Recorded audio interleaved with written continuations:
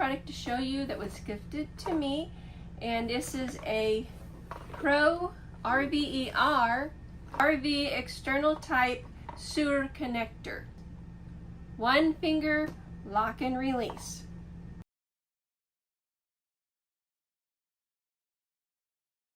Put the bracket on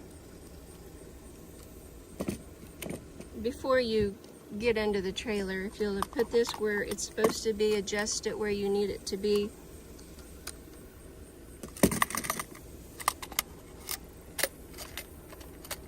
And then also these here are adjustable, so you can lengthen it or shorten it so you can get a snugger fit.